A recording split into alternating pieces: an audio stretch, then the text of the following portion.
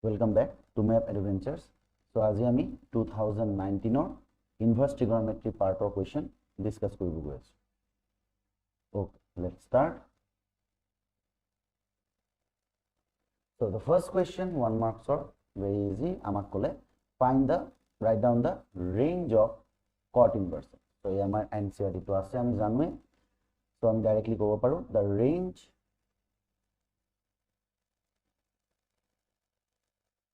of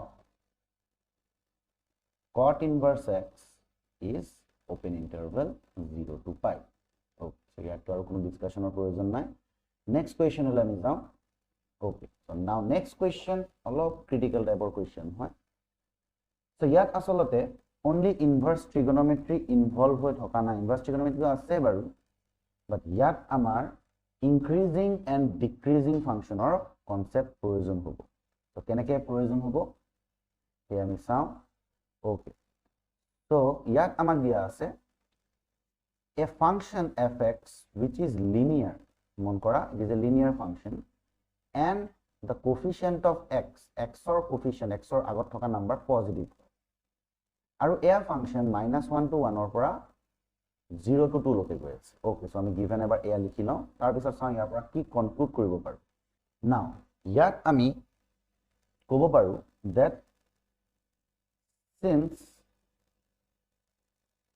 f is a linear function,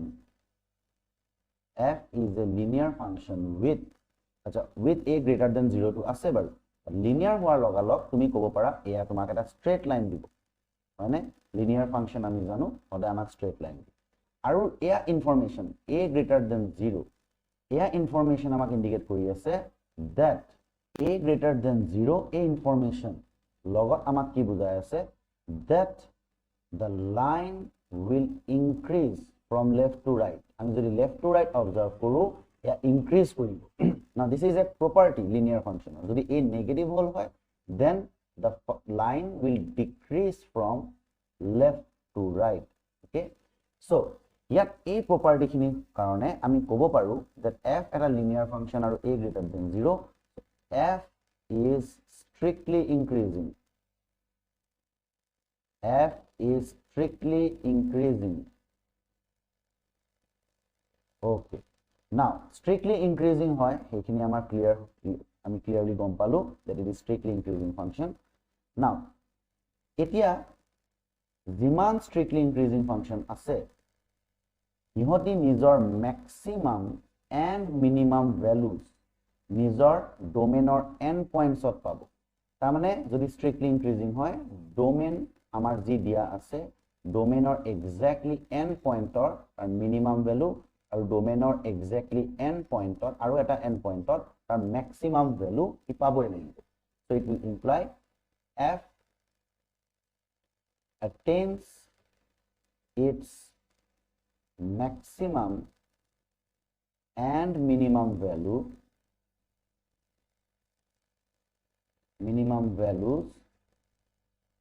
at the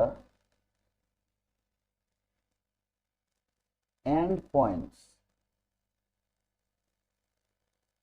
of the domain or end points of a maximum and minimum value attain koriboi lagi. Okay, so maximum and minimum value domain or end points of attain koribo. Iti amar domain ki hoy -1 to 1 and amar range, because onto boli dia ase question that the function is onto information to ase. So yat tumi range mon kora from 0 to 2. So minimum value kiman hoy 0, maximum value kiman hoy yat 2. So etia ami kobo paru therefore f of -1 end point on minimum value pabo 0 and f of 1 or year maximum value pabo 2. Now, f of -1 আমি কি পাম ইয়াত যদি আমি expression G আমাক দিয়া আছে হেতু আমি ইউজ কৰো. So আমি ইয়াত পাম -a plus b equals to 0. That means আমি ইয়াত পাম a equals to b. So ইয়াত আমি পালো a equals to b. Okay, and ইয়াৰ পৰা কি পাবা বাৰু f of 1 যদি পুট কৰা then a plus b equals to 2. Here we solve jodi kora, so twice a equals to 2, that means a equals to 1. Okay, so a equals to ami 1 or value palo. Thus ami at a and b dutai confirmly kobo parilu, a equals to 1 and b equals to 1. Okay, therefore amar ji function dia ase fx ki bonile ax plus b dia ase, gotike a bonile x plus 1. All right, etia ami question to agbahibo paru. So iman kini ami okol fx function to e bisara hol. So etia amak show koribo dile that cot of a part kini সমান হবো কাৰ লগত f of 2 লগত। f of 2 কিমান হয় এই আমি চাই। so f of 2, so and আমি ইয়াত ক'ব পাৰো যে আমাৰ f of 2 will be equals to 3. okay, এতিয়া আমি require to show আমি আমাৰ এবাৰ লিখি লওঁ। okay, so this is our required to show. Then obviously আমি left hand side লৈ start কৰিম। so left hand side ত ইয়াত মন কৰা cot function, cot inverse dia, but cot inverse x plus cot inverse y tenaka formula ami NCERT ne pao. So we have to convert it in 10 with respect to 10 ot ami loi jao. So 10 ot jodi ami tan inverse ot jodi loi jao, ami ki pam tan inverse of 1/7 plus tan inverse of 1/8 plus tan inverse of 1/18. etia ami yat tan inverse x plus tan inverse y formula keta use kori. So prothom dutar karone ami jodi use koru, so sai nao ami yat ki pam, so ami yat pam tan inverse of 1/7 plus 1/8 divided by 1 minus 1/7 into 1/8 plus tan inverse 1/18. okay, etia ami jodi yat simple calculation LCM loi koru, ami yat pam tan inverse of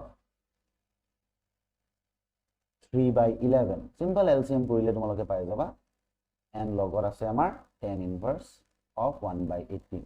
now tan inverse of formula use kora agot jeneke ami previous video saisilu, always observe kori loba that the product of the two number greater than 1 or less than 1. so agor case to less than 1 asile, yato ami saibo parisu less than 1, mane ei khetrot je ami formula use korisu yato less than 1 e hoy asile, ei karone pi nahibo. so jodi greater than 1 hoy then ami eta pi add koribo lage. all right, so yak jodi ako ami tan inverse or same formula use koru, then expression of ebar ami likhi law. so 3/11 plus 1/18 divided by 1 minus 3/11 into 1/18. okay, baru iti again simple calculation LCM or kora, and ami yat tan inverse of yat pam 65/195. 65/195 poa mane hol asolote ami yat pam 1/3. so cot of tan inverse of 1/3. okay, so yat ami jodi cot inverse loi law, cot of cot inverse of 3. so as ami sabo parisu, so amar ya answer. so eya proshno khub unique hoy because ya okol inverse trigonometry nasile. in fact ya aru eta chapter application of derivative or strictly increasing as well as maxima minima portion kinio yar concept amar proyojon hoy ase. so bhalke hei chapter kini korar pisote ei kini apply koribo pariba. all right, so next ami question le jao. amar next question eya, so jot again ami sabo parisu yak amar find the value, e gote expression or amak value bisaibo dise.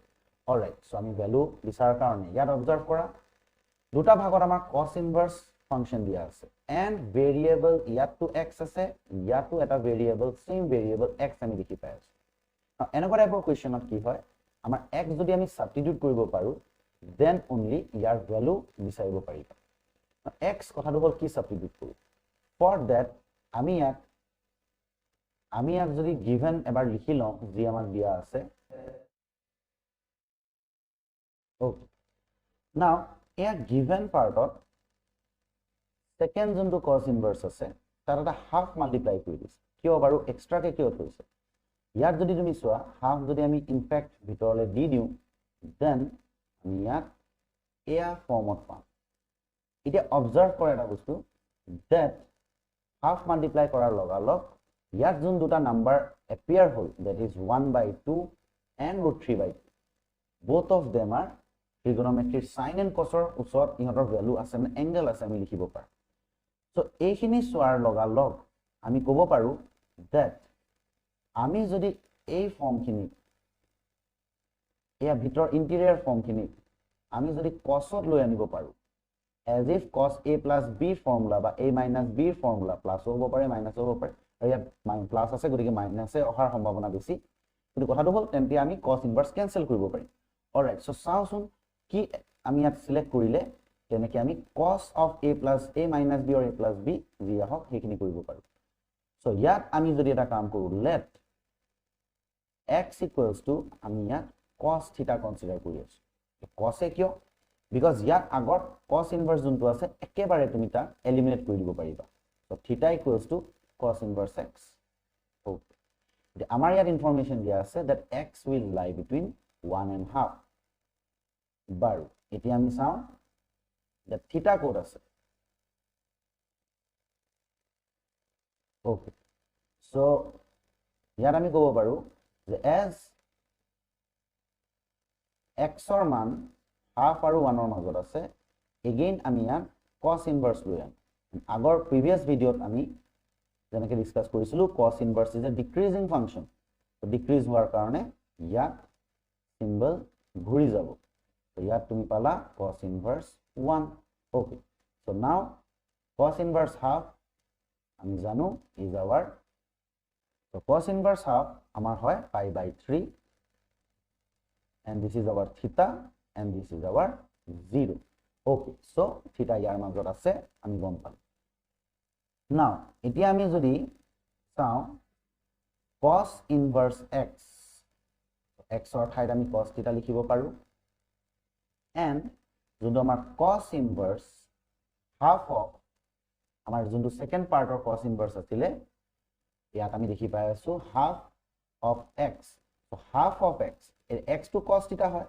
হয়নে so লগত half খিনি কি কৰিবা sin লবা না cos লবা cos লব লাগিব because আমাৰ as a whole cos of a plus b or a minus b লাগে হাফৰ ঠাইত আমি cos of pi/3 and x ৰ ঠাইত cos theta plus √3/2 ইয়াত তুমি sin অনা sin pi/3 and under root আমি ইয়াত আছে আমাৰ আছে 1 minus cos square theta which will become sin theta okay so yat ami pam theta as theta lies in the range so ami cancel koribo paru so cos inverse yat ami pam cos pi/3 cos theta